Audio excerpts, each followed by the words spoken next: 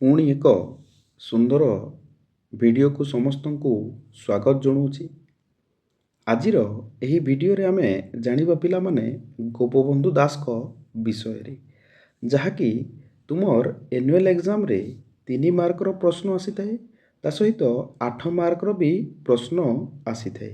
ଏବଂ ଯେଉଁମାନେ 2026ରେ annual exam ଦେବ ତାଙ୍କମାନଙ୍କ ପାଇଁ ଏହି ଗୋପବନ୍ଧୁ ଦାସ ଟପିକଟି ଅତ୍ୟନ୍ତ ଗୁରୁତ୍ୱପୂର୍ଣ୍ଣ ଅଟେ। ପିଲାମାନେ, ଯେଉଁ ପିଲାମାନେ +2 ସେକେଣ୍ଡ ଇୟର ଆର୍ଟ୍ସ 2026 ବର୍ଷରେ ଆନ୍ୟୁଆଲ୍ ଏକ୍ଜାମ ଦେବାକୁ ଯାଉଛ, ସେହି ପିଲାମାନଙ୍କ ପାଇଁ ଏହି ଗୋପବନ୍ଧୁ ଦାସ ଟପିକଟି ଭେରି ଇମ୍ପୋର୍ଟାଣ୍ଟ ଅଟେ। ପିଲାମାନେ, ତ ଚାଲ ଆରମ୍ଭ କରିବା ଆଜିର ଟପିକ ଗୋପବନ୍ଧୁ ଦାସ। ଗୋପବନ୍ଧୁ ଦାସ ଓଡ଼ିଶାର ଜଣେ ସ୍ୱାଧୀନତା ସଂଗ୍ରାମୀ, ତା ସହିତ ଜଣେ କବି, ତା ସହିତ ଜଣେ ସମାଜସେବୀ ଅଟନ୍ତି। ସେ ଓଡ଼ିଶାରେ ପ୍ରଚଳିତ ଥିବା ସମାଜ ଖବରକାଗଜର ପ୍ରତିଷ୍ଠାତା ଅଟନ୍ତି। ପଣ୍ଡିତ ଗୋପବନ୍ଧୁ ଦାସ ହଇଜା ରୋଗରେ ପୀଡ଼ିତମାନଙ୍କୁ ସେବା କରିବା ପାଇଁ ପୁରୀଠାରେ ସେବା ସମିତି ପ୍ରତିଷ୍ଠା କରିଥିଲେ। ଗୋପବନ୍ଧୁ ଦାସ ସ୍ୱଦେଶ ହିତୈଷୀ ପଣ୍ଡିତ ଗୋପବନ୍ଧୁ ଉତ୍କଳମଣି ଭାବରେ ଓଡ଼ିଶାରେ ତଥା ଭାରତରେ ଜଣାଶୁଣା। ଗୋପବନ୍ଧୁ ଦାସ 1877 ମସିହାରେ ପୁରୀ ଜିଲ୍ଲାର ସୁଆଣ୍ଡୋ ଗ୍ରାମରେ ଜନ୍ମଗ୍ରହଣ କରିଥିଲେ। ଗୋପବନ୍ଧୁ ଦାସଙ୍କର ପିତା ଥିଲେ ଦୈତାରୀ ଦାସ। ଗୋପବନ୍ଧୁ ଦାସଙ୍କର ମାତା ଥିଲେ ସ୍ୱର୍ଣ୍ଣମୟୀ ଦେବୀ। ଗୋପବନ୍ଧୁ ଦାସ BA ପାସ୍ କରିଥିଲେ 1904 ମସିହାରେ। ସେ କଲିକତା ବିଶ୍ୱବିଦ୍ୟାଳୟରୁ BL ପାସ୍ କରିଥିଲେ 1907 ମସିହାରେ। ଗୋପବନ୍ଧୁ ଦାସ ଯେଉଁଦିନ BL ପାସ୍ କଲେ, ତାଙ୍କର ପତ୍ନୀ ସେହିଦିନ ହିଁ ମୃତ୍ୟୁବରଣ କରିଥିଲେ। ସେ ତାଙ୍କର 2 ପୁତ୍ର ସହ ଓଡ଼ିଶା ପ୍ରତ୍ୟାବର୍ତ୍ତନ କରିଥିଲେ। ଗୋପବନ୍ଧୁ ଦାସ ଓଡ଼ିଶା ପ୍ରତ୍ୟାବର୍ତ୍ତନ କରି ମୟୂରଭଞ୍ଜର ରାଜସେବାରେ ଯୋଗଦାନ କରିଥିଲେ 1909 ମସିହାରେ। ପୁଣି ସେ କଟକକୁ ପ୍ରତ୍ୟାବର୍ତ୍ତନ କରିଥିଲେ 1912 ମସିହାରେ।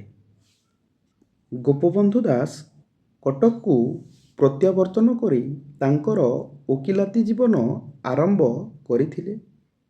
1928 ମସିହାରେ ଗୋପବନ୍ଧୁ ଦାସ ମୃତ୍ୟୁବରଣ କରିଥିଲେ। ଗୋପବନ୍ଧୁ ଦାସ ମଧୁସୂଦନ ରାଓଙ୍କ ପରାମର୍ଶକ୍ରମେ ସେ ସତ୍ୟବାଦୀ ବନବିଦ୍ୟାଳୟ ପ୍ରତିଷ୍ଠା କରିଥିଲେ 1909 ମସିହାରେ। ଗୋପବନ୍ଧୁ ଦାସ ସତ୍ୟବାଦୀ ବନବିଦ୍ୟାଳୟ ପ୍ରତିଷ୍ଠା କରିଥିଲେ ପୁରୀ ଜିଲ୍ଲାର ସତ୍ୟବାଦୀଠାରେ। ପୁରୀ ଜିଲ୍ଲାର ସତ୍ୟବାଦୀଠାରେ ସେ ସତ୍ୟବାଦୀ ବନବିଦ୍ୟାଳୟ ପ୍ରତିଷ୍ଠା କରିଥିଲେ ସାକ୍ଷୀଗୋପାଳ ମନ୍ଦିର ପାଖରେ। ଏହି ସତ୍ୟବାଦୀ ବନବିଦ୍ୟାଳୟ 1921 ମସିହା ଅସହଯୋଗ ଆନ୍ଦୋଳନ ସମୟରେ ଅସହଯୋଗ ଆନ୍ଦୋଳନର ପେଣ୍ଠ ହିସାବରେ କାମ କରିଥିଲା। ଗୋପବନ୍ଧୁ ଦାସ ସମାଜ ଖବରକାଗଜର ପ୍ରତିଷ୍ଠା କରିଥିଲେ 1919 ମସିହାରେ। ସେ ଉତ୍କଳ ସମ୍ମିଳନୀର ସଦସ୍ୟ ମଧ୍ୟ ଥିଲେ। ଗୋପବନ୍ଧୁ ଦାସ ଉତ୍କଳ ସମ୍ମିଳନୀକୁ ଭାରତୀୟ ଜାତୀୟ କଂଗ୍ରେସ ସହିତ ମିଶାଇବାକୁ ଚାହୁଁଥିଲେ ଏବଂ ତାଙ୍କରି ପ୍ରଚେଷ୍ଟାରେ ଉତ୍କଳ ସମ୍ମିଳନୀ ଭାରତୀୟ ଜାତୀୟ କଂଗ୍ରେସ ସହିତ ମିଶି ପାରିଥିଲା। ଗୋପବନ୍ଧୁ ଦାସ ଉତ୍କଳ ସମ୍ମିଳନୀରେ ଯୋଗଦାନ କରିଥିଲେ 1919 ମସିହାରେ। ସେ ଭାରତୀୟ ଜାତୀୟ କଂଗ୍ରେସର ଲକ୍ଷ୍ନୌ ଅଧିବେଶନରେ ଯୋଗଦାନ କରିଥିଲେ। ଗୋପବନ୍ଧୁ ଦାସ ଆହୁରି 1920 ମସିହା କଲିକତାର ବିଶେଷ ଅଧିବେଶନରେ ମଧ୍ୟ ଯୋଗଦାନ କରିଥିଲେ। ତା ସହିତ ଗୋପବନ୍ଧୁ ଦାସ 1920 ମସିହାରେ ଭାରତୀୟ ଜାତୀୟ କଂଗ୍ରେସର ନାଗପୁର ଅଧିବେଶନରେ ମଧ୍ୟ ଯୋଗଦାନ କରିଥିଲେ। ଗୋପବନ୍ଧୁ ଦାସ ଅସହଯୋଗ ଆନ୍ଦୋଳନରେ ଯୋଗଦାନ କରିଥିଲେ।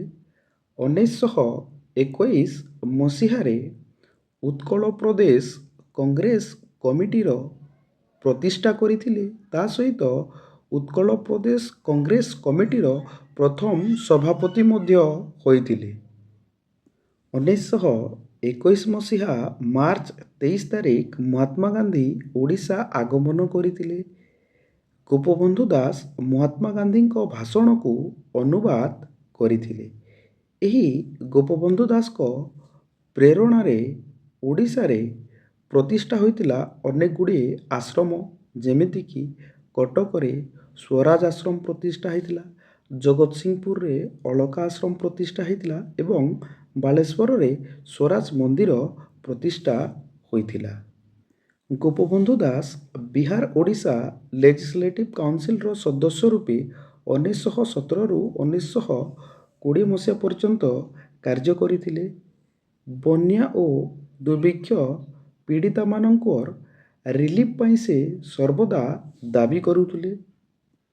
ଗୋପବନ୍ଧୁ ଦାସ 1915 ମସିହାରେ ସତ୍ୟବାଦୀ ନାମକ ପତ୍ରିକା ସାକ୍ଷୀଗୋପାଳଠାରେ ପ୍ରକାଶ କରିଥିଲେ। ତା ସହିତ 1919 ମସିହାରେ ସମାଜ ନାମକ ପତ୍ରିକା ସାକ୍ଷୀଗୋପାଳଠାରେ ସେ ପ୍ରକାଶ କରିଥିଲେ। ଗୋପବନ୍ଧୁ ଦାସ ତାଙ୍କର ଏହି ପତ୍ରିକାମାନଙ୍କ ମାଧ୍ୟମରେ ଓଡ଼ିଆମାନଙ୍କର ଦାବିକୁ ଉପସ୍ଥାପନା କରୁଥିଲେ। ଗୋପବନ୍ଧୁ ଦାସଙ୍କ ଲେଖାଗୁଡ଼ିକ ହେଲା ବନ୍ଦୀର ଆତ୍ମକଥା, ଅବକାଶ ଚିନ୍ତା, ଧର୍ମପଦ, ଗୋ ମହାତ୍ମ୍ୟ ଇତ୍ୟାଦି।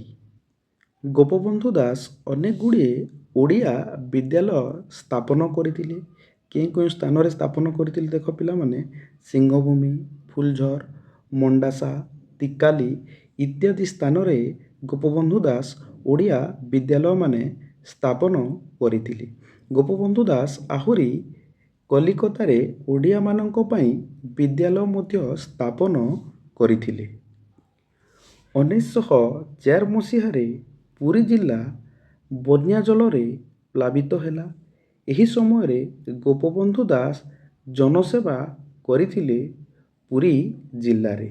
ଠିକ୍ ଏହି ସମୟରେ ତାଙ୍କ ପୁତ୍ରଙ୍କର ଦେହ ଅସୁସ୍ଥ ଥିଲା, କିନ୍ତୁ ସେ ତାଙ୍କ ପୁତ୍ରଙ୍କ ସେବା ନ କରି ଜନସେବାରେ ଲାଗି ପଡ଼ିଥିଲେ, ଯଦ୍ୱାରା ତାଙ୍କ ପୁତ୍ର ମୃତ୍ୟୁବରଣ ମଧ୍ୟ କରିଥିଲେ। Gopabandhu Das servant of the people ସୋସାଇଟିର ସଦସ୍ୟ ହେଲେ 1926 ମସିହାରେ। ଏହି ସର୍ଭେଣ୍ଟସ୍ ଅଫ୍ ଦି ପିପୁଲ ସୋସାଇଟିର ବୈଠକ 1928 ମସିହାରେ ଲାହୋରଠାରେ ବସିଥିଲା।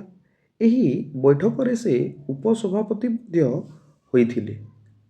ଗୋପବନ୍ଧୁ ଦାସଙ୍କୁ ଉତ୍କଳମଣି ଉପାଧି ପ୍ରଦାନ କରିଥିଲେ ବୈଜ୍ଞାନିକ ଆଚାର୍ଯ୍ୟ ପ୍ରଫୁଲ୍ଲ ଚନ୍ଦ୍ର ରାୟ 1924 ମସିହାରେ କଟକଠାରେ। ଗୋପବନ୍ଧୁ ଦାସ ମୃତ୍ୟୁବରଣ କଲେ 1928 ମସିହାରେ ସତ୍ୟବାଦୀଠାରେ। ଗୋପବନ୍ଧୁ ଦାସଙ୍କର ମୃତ୍ୟୁ ସମୟରେ ଗୋପବନ୍ଧୁ ଦାସଙ୍କୁ 50 ବର୍ଷ ବୟସ ହେଉଥିଲା। ପିଲାମାନେ, ତୁମକୁ ଯଦି ଏହି ଭିଡ଼ିଓଟି ଭଲ ଲାଗିଥିବ ତାହେଲେ ଏହି ଭିଡ଼ିଓଟିକୁ ଲାଇକ୍ କରିଦେବ। ଏହି ଭିଡ଼ିଓଟିକୁ ତୁମର ସାଙ୍ଗମାନଙ୍କ ସହିତ ସେୟାର ମଧ୍ୟ କରିଦେବ। ତା ସହିତ ଏହି ୟୁଟ୍ୟୁବ୍ ଚ୍ୟାନେଲଟିକୁ ସବସ୍କ୍ରାଇବ୍ ମଧ୍ୟ କରିଦେବ।